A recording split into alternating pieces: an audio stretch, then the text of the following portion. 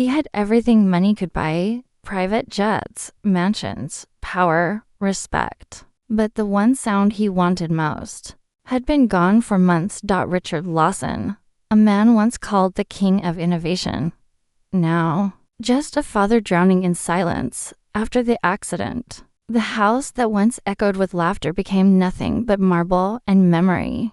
His daughter, Amanda, sat by the window every day, her legs still, her smile lost. She hadn't spoken in weeks, hadn't laughed since the day he buried his wife. Doctors came, therapists tried, but nothing worked. Her world stayed quiet, and his heart stayed cold. Until one afternoon, a voice broke through the silence. Soft, rough, but full of life. It wasn't from the radio, or the staff, or the wind. It came from outside the gates, from a boy with torn shoes, singing like he was born to bring light to broken hearts. And that voice would change everything. It was a quiet morning, the kind that made the mansion feel like a museum. Amanda sat in her wheelchair by the garden window, staring at nothing. Outside, the world moved on without her. Birds singing, trees swaying, life continuing like it had forgotten her pain. And then she heard it, a voice, faint, soft, but warm, cutting through the silence like sunlight through clouds. It wasn't polished or trained. It was raw, honest, real. Amanda turned her head toward the sound. There, beyond the tall gates, stood a boy, barefoot, clothes torn, holding a small tin cup. He was singing, not for fame, not for money. He was singing just to be heard. Something about his voice made her chest ache, not from sadness, but from something she hadn't felt in a long time. Hope. She pressed her hand against the glass. The boy saw her and smiled, his song growing louder, happier, as if singing just for her. And for the first time in months, Amanda laughed. A small, broken laugh, but it was laughter all the same. Inside the mansion, Richard froze mid-call. That sound, laughter, echoed down the hallway, soft but unmistakable. He dropped the phone and hurried to her room. Through the window, he saw his daughter, smiling, and outside, a boy singing his heart out to a girl he didn't even know. For a long moment, Richard just stood there, speechless. That boy's voice had done what millions of dollars and endless doctors couldn't. It brought his daughter back to life. Richard stepped outside, each footstep echoing through the marble hall. He followed the sound, that voice, past the garden doors, down the stone path, until he reached the gates. And there he was, a boy, barefoot, hair messy, face smudged with dust, singing like the world depended on it. Amanda was still smiling, eyes glowing with something her father hadn't seen in months. When she noticed him standing there, she whispered softly, "Daddy, he's singing for me." Her voice cracked, but those four words hit him harder than any storm ever could. She was speaking again. The boy noticed the tall man in the suit and stopped singing. His shoulders tensed. His eyes dropped to the ground. He thought he was in trouble. "I'm sorry, sir," he stammered. "I didn't mean to." Richard raised a hand, silencing him gently. "What's your name, boy?" "Cola, sir." "And what were you doing here?" The boy hesitated, glancing back at Amanda. She looked sad. "So I sang. That's all I know how to do." Richard's jaw tightened. This boy, this stranger with nothing, had given his daughter something priceless. For a long moment, he said nothing, just looked at him, then back at Amanda, whose smile hadn't faded once. Finally, Richard spoke, his voice softer than before. "Come back tomorrow." Cola blinked, unsure if he'd heard right. "Tomorrow, sir?" "Yes, same time. Sing again." The boy nodded slowly, confusion and relief in his eyes. As he turned to leave, Amanda called out, "Thank you." He smiled, clutching his tin cup, and disappeared down the street. leaving behind something far greater than a song. The next morning, the mansion gates opened at exactly 9, and just as promised, the boy returned. Same torn clothes, same shy smile, but this time, Amanda was waiting. She had asked the nurses to move her chair closer to the window. When she saw him, she clapped softly, her small way of saying welcome back. Kola grinned, cleared his throat, and began to sing. No microphone, no instruments, just his voice. Pure, honest, full of soul. His songs were never the same. Some were playful, some were sad, but every note carried something real, something that reached her in ways medicine never could. Amanda began to hum along, her lips moving slowly to match his words. And each time she did, her voice grew stronger, her smile wider, her eyes brighter. From the balcony above, Richard watched quietly. He didn't interrupt. He didn't order anyone away. He just listened to the sound of his daughter laughing again, to the boy who brought color back into her gray world. Day after day, Kola came back, sometimes with a new melody he made up on the street, sometimes with silly songs that made Amanda giggle until she cried. And soon, she began to wait for him, counting the hours until she'd hear his voice again. The mansion that once echoed with silence now hummed with life. The maids smiled more. The guards lingered near the garden. Everyone could feel it. This little boy's songs were changing the air itself. One evening, Richard finally stepped outside to meet him face to face. The boy froze mid-song, afraid he'd gone too far. But instead of anger, Richard said quietly, "You sing well. What made you start?" Kola looked down, his voice low. "I sing to forget hunger, sir. But she made me sing to feel happy again." Richard stared at him, a boy with nothing, yet somehow richer than most men he'd ever met. That night, he didn't sleep, because for the first time in years, his house wasn't silent. It was alive. Days turned into weeks, and every morning, the same song carried through the mansion gates, sometimes soft and tender, sometimes full of joy, but always healing. Amanda's laughter became a routine. The maids would peek from the windows just to hear it. Even the gardeners slowed their work when Kola's voice filled the air. The mansion, once heavy with sorrow, began to breathe again. Richard noticed the change first in her eyes, the spark that had been gone since the accident. Then, in her voice, stronger, brighter. And finally, in her hands.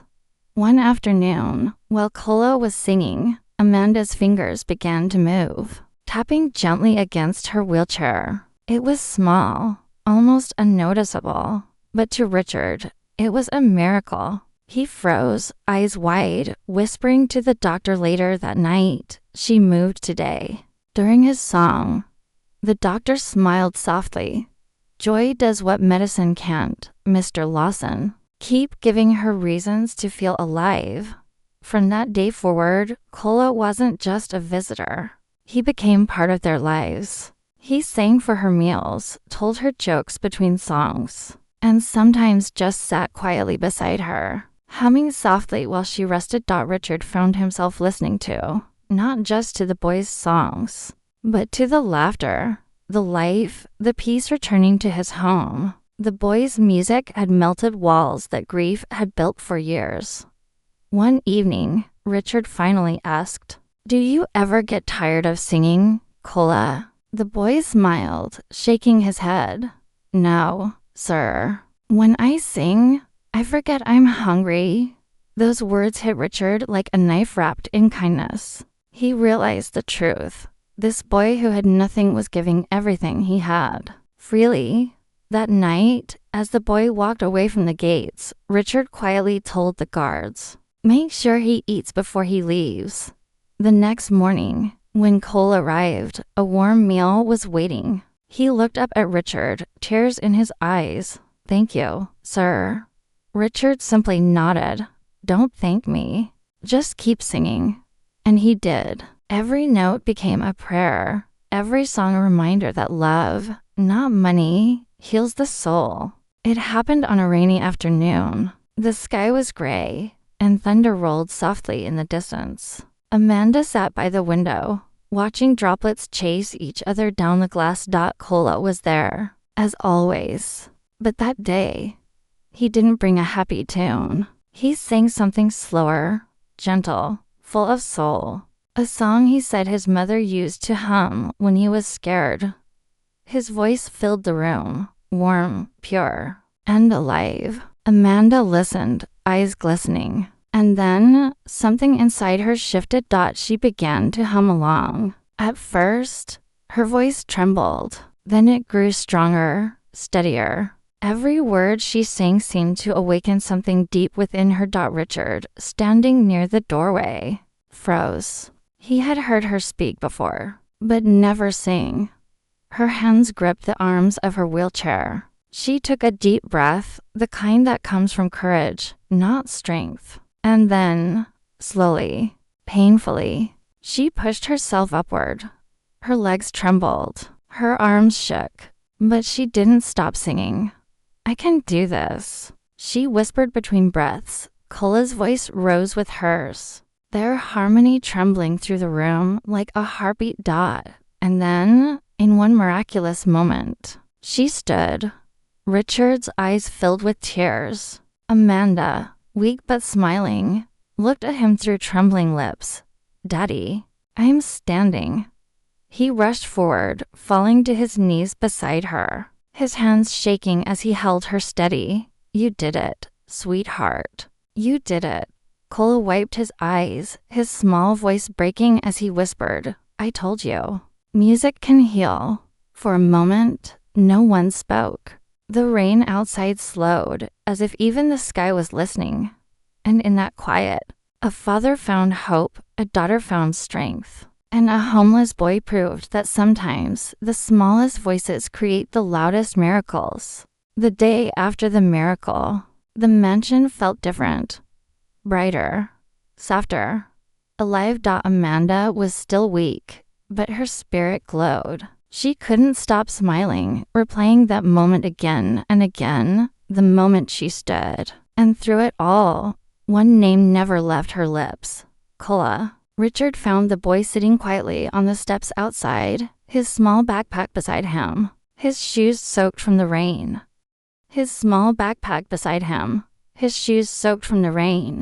"You weren't going to come in?" Richard asked gently. Cola shook his head.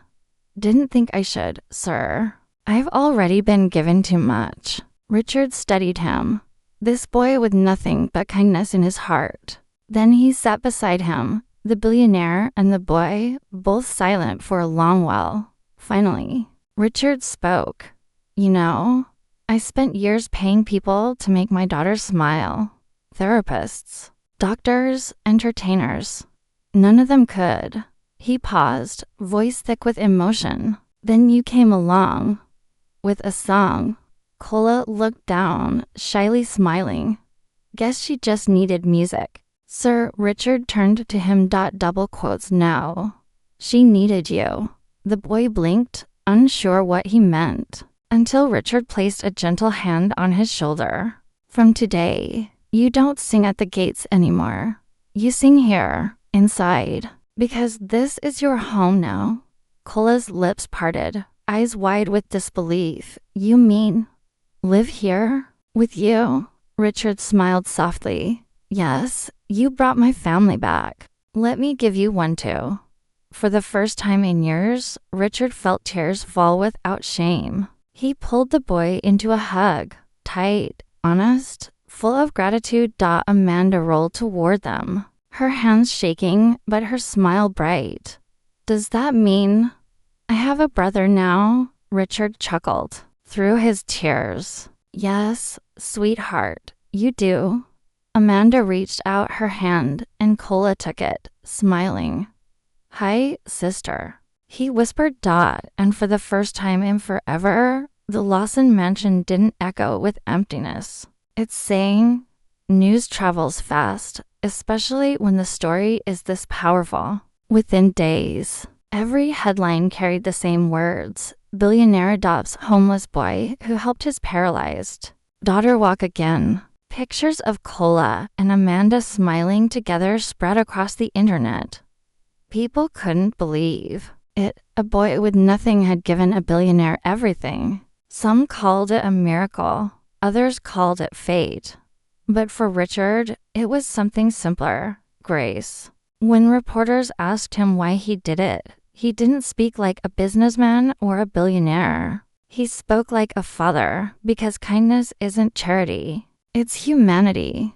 That boy reminded me that sometimes the smallest voice can heal the deepest pain. Amanda began music therapy with Cola by her side.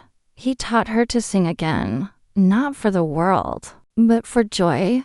Together, they started a small foundation for children with disabilities, the Loss in Harmony Project. Every month, they invited street performers and struggling artists to sing, to play, to share their stories, proving that art doesn't just entertain, it heals. The mansion that was once filled with silence now overflowed with music. Soft songs, laughter, hope.